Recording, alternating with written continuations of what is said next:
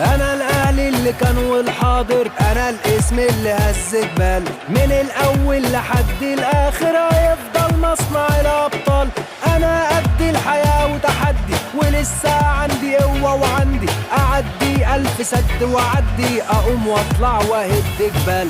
انا الاسم اللي لف الدنيا وماضي تيشيرت في اليابان، بطل عدى حدود افريقيا ولسه في قلبه حلم كمان. في ضهري ومن سنين اواني قولوا بدت كتير علشاني، انا الاهلي اللي صان العشرة، دهب مش قشرة ولا بهتان. اهلا وسهلا بيكم في حلقه جديده من برنامج كوره مع باسم.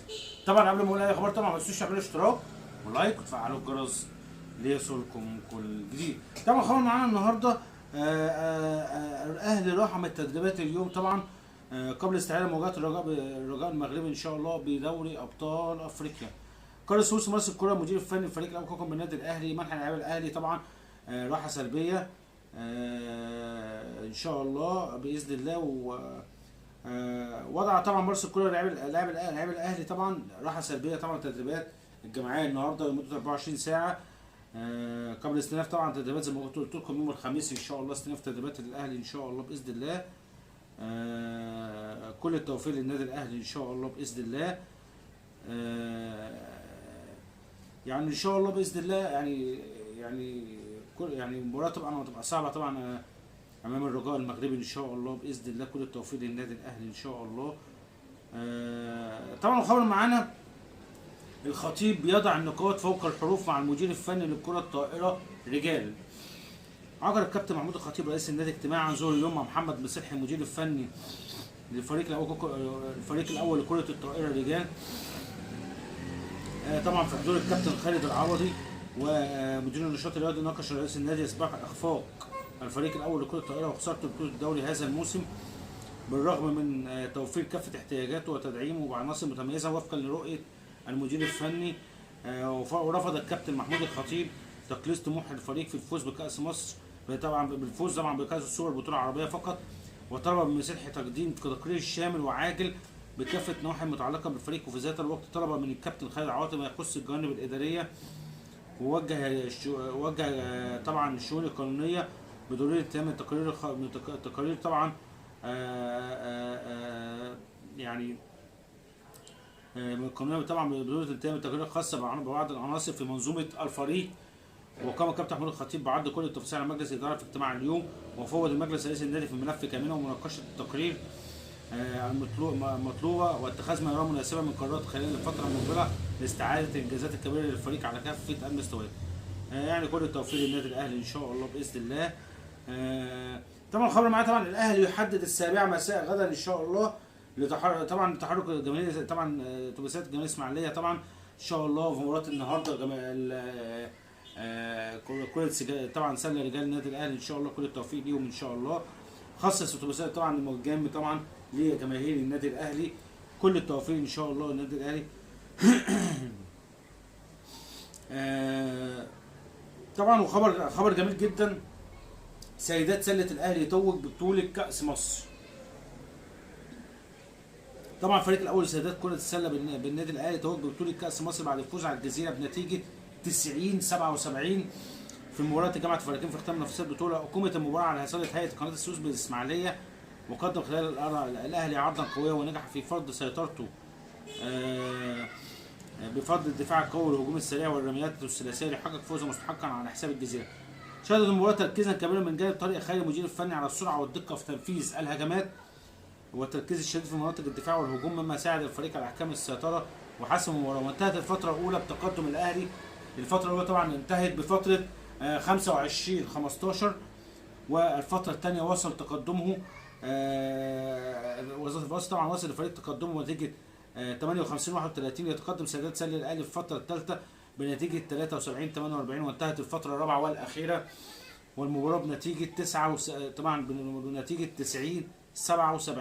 الف مبروك طبعا لسيدات سله الاهلي.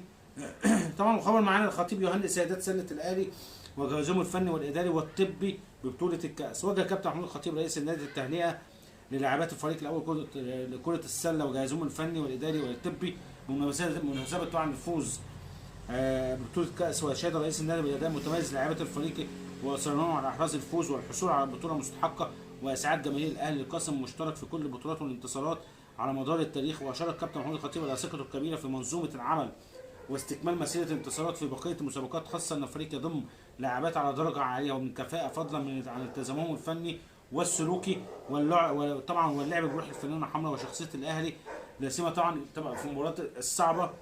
وقال ان هذه البطوله تضاعف كثيرا من مسؤوليه الفريق وجهازه في الفتره القادمه التي تحتاج في المزيد من التركيز والجهد لتحقيق كل الاهداف. الف مبروك طبعا لسيدات سله الاهلي.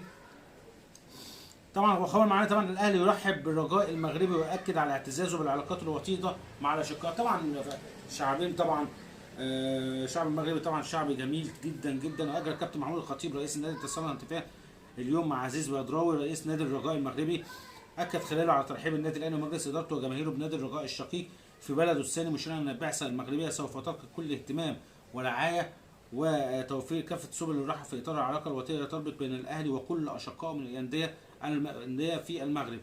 اذ يسمي مجلس الاداره ما لقاه فريق الاهلي مسانده كبيره وتشجيع رائع من الجماهير المغربيه الشقيقه اثناء مشاركته في كاس العالم للانديه في فبراير الماضي. واكد الكابتن محمود الخطيب في حوار الودي مع رئيس نادي الرجاء على استعداد لتلبيه كافه طلبات بطل المغرب والعمل على راحه البعثه المصريه، كما ان هناك استقبالا يليق بالاشقاء عند الوصول الى مطار القاهره. وتمنى رئيس الاهلي ان تخرج المباراه بشكل الذي يليق بعراقه الناديين طبعا الكبيرين والبلدين الشقيقين مصر والمغرب. طبعا شعب المغرب شعب جميل ولهم واشقائنا طبعا. وخبر معانا قرارات مجلس اداره النادي الاهلي في جلسته اليوم طبعا 4/4/2023 ناقش مجلس اداره النادي الاهلي في طبعا يوم التوصيه المرفوعه من اللجنه القانونيه بشان القرارات التي صدرت مؤخرا في لجنه الانضباط بحق النادي ولاعب الفريق الاول كوكا بالنادي الاهلي محمود عبد المنعم كهربا. وقرر المجلس ما يلي: اول حاجه اعتماد المذكره العاجله التي تقدمت بها اللجنه القانونيه بالنادي الاتحاد المصري لكره القدم حيال العقوبات الصادره، وتاجيل القرار المجلس بهذا الخصوص لحين استبيان موقف الاتحاد من هذه المذكره، خاصه ان القرارات المشار اليها تفتقد كل قواعد العداله. تاني حاجه طبعا مطالبه اتحاد الكره بالاعلان الراي العام عن اسباب قيام لجنه الانضباط بالبت في شكاوي دون الاخرى بعدما تجاهلت هذه اللجنه العديد من الشكاوي والتي تقدم بها النادي مدعومه بمستندات ضد تجاوزات فجه واتهامات باطله وقعت بحق النادي الاهلي ومسؤوليه ولم يتم الرد عليه حتى الان. ثالث حاجه طبعا واخيرا مطالبه اتحاد الكره بالكشف عن اسباب تسريب العقوبات بحق النادي ولاعبه محمود كهربا عبر وسائل الاعلام قبل الاعلان عنها رسميا، بما يخرق وقعت فيفا في حتميه سريه المداولات والقرارات التي تصدر عن اللجان القانونيه. وكذلك مطالبه بالكشف عن الاجراءات التي اتخذها الاتحاد حيال المتسبب في هذا التسريب حفاظا على المصداقيه امام الجمعيه العموميه للاتحاد وجماهير الكره المصريه. يعني انا بقول لكم طبعا اكيد لجنه الانضباط يعني معناها الاهلي مش عامل اهتمام. طبعا لجنه الانضباط اهتمامه اكتر باتحاد الكره بيبقى رسمي، مفيش حاجه وصلت لاتحاد الكره رسمي بسبب اللي هو قالوا عليها العقوبات. وانا بقول لكم العقوبات دي مش هتيجي على محمود عبد المنعم كهربا خالص، ولا بقى 12 مباراه ولا مليون جنيه ولا الكلام ده خالص، مش هيبقى فيه الكلام ده نهائي ان شاء الله باذن الله. وانا متاكد بنسبه 100% ان شاء الله كل التوفيق للنادي الاهلي ان شاء الله امام الرجاء المغربي مباراه يوم السبت القادم ان شاء الله. كل التوفيق للنادي الاهلي ان شاء الله، وسيظل الاهلي دايما وابدا فوق جميع سيظل الاهلي بطلا الشمال ان شاء الله. بتمنى التوفيق للنادي الاهلي ان شاء الله، وان شاء الله الاهلي يفوز على الرجاء المغربي ان شاء الله. مباراه تبقى ان شاء الله يوم السبت القادم ان شاء الله طبعا على استاد القاهره الدولي في دوري ابطال افريقيا ان شاء الله. في حلقه بكره في حلقه جديده برنامج كره عباسي. سلام. أهلاوي أهلاوي